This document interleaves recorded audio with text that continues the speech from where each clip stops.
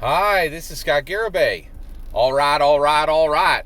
Today we're going to talk about Dungeons and Dragons and Matthew McConaughey. All right, Matthew McConaughey. All right, an absolutely epic, full-on Hollywood movie star. My favorite movie that he ever did was Reign of Fire. Right, with it was about dragons. It was like a modern. It was like Die Hard with dragons. That was a great movie, right? Like. He has been in more movies than I could possibly list, but I'll list a few. Failure to Launch, I think, with Sarah Jessica Parker, and The Lincoln Lawyer. Fantastic film. I love The Lincoln Lawyer. I probably, that's one of those movies like where it drops, on a new streaming service. I'll rewatch it. I recently did. I think I saw it in the movies years and years and years ago. I probably watched it half a dozen times since there. I love The Lincoln Lawyer.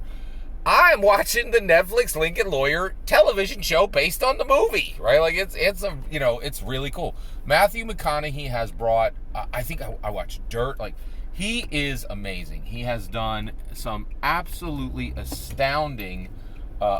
He has really done some astounding work in Hollywood, and I'm a huge fan. I love Matthew McConaughey's films.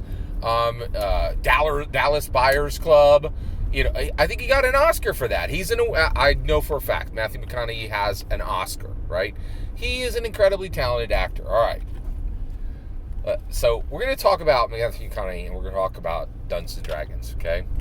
All right. So let's talk, because they are intimately related.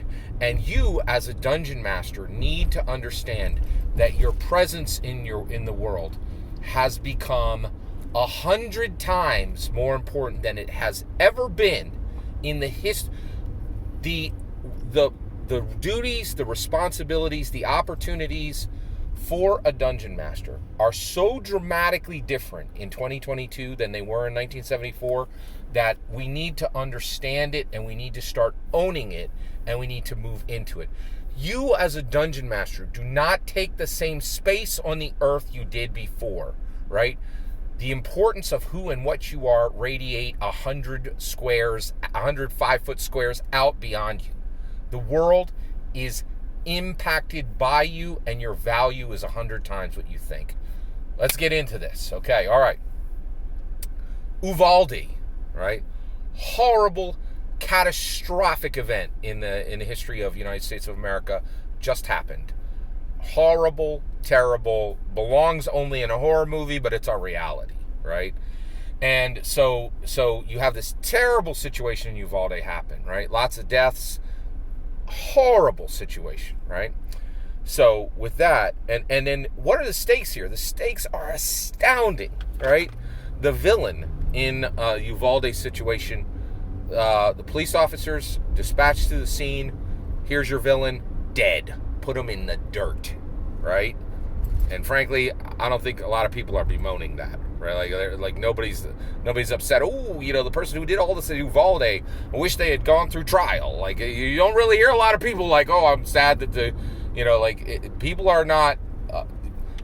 Police showed up, did their job, right? But that's not enough.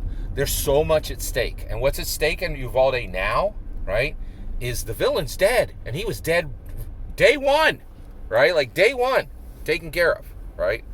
But that's not enough. Now the Monday morning quarterback's coming in, right?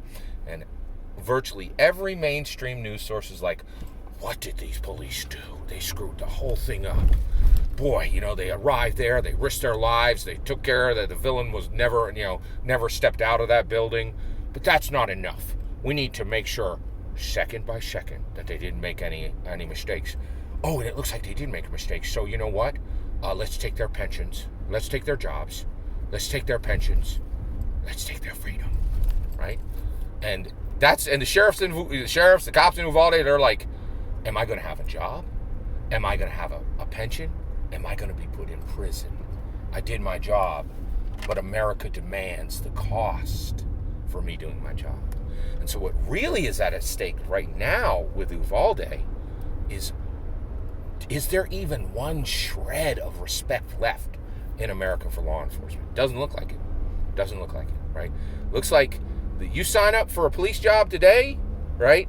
You serve our community for 5, 10, 15 years. You get into, and then something hits the news. Every second of the time will go through, and the only thing that's going to matter is whether you still have a job, whether you still have a pension, or whether you still have your freedom, right? Like the media, lots of American citizens, frankly, a lot of liberals are like, hey, you dared to put the badge on, now be punished. Be punished, because America will not allow laws to be enforced. Everything should be decriminalized, right? Right, on the liberal side, right? There's a lot at stake.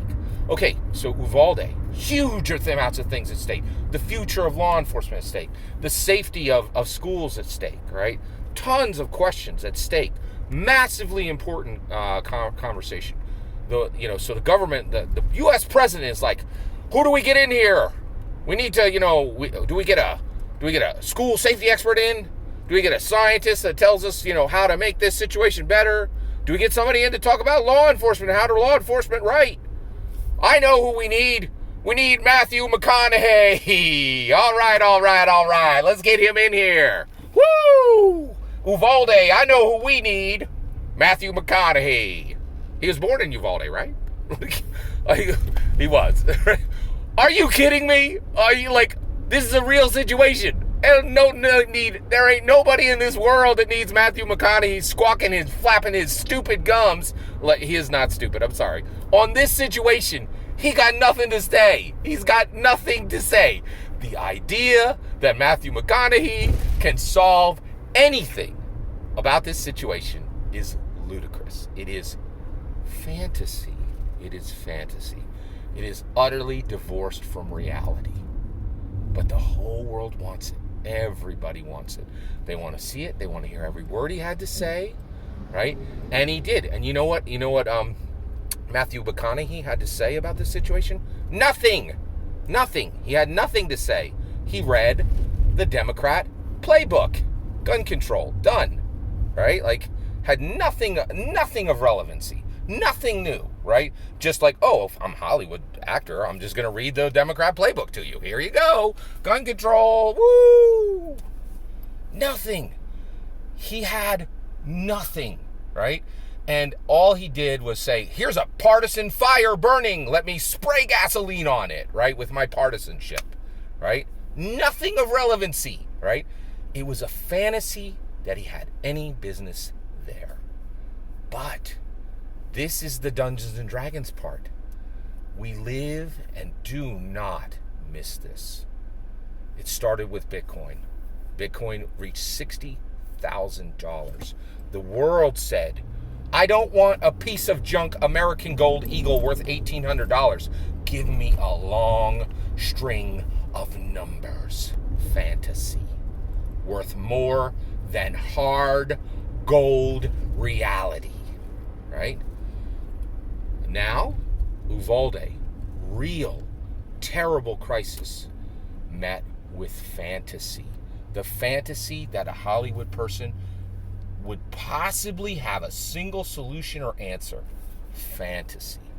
Worth 100 times more than reality, right?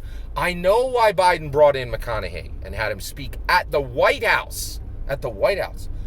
Because no one would care about reality of professors or scientists or some wonk with a chart or anything like that. They want fantasy. They want the hero from Reign of Fire, right? They want movies and celebrity and entertainment, right? And you think I'm going to be like, oh, our world's so broken. No, man. Realize where the world is and get to it. Fantasy has become worth 100 times reality, right?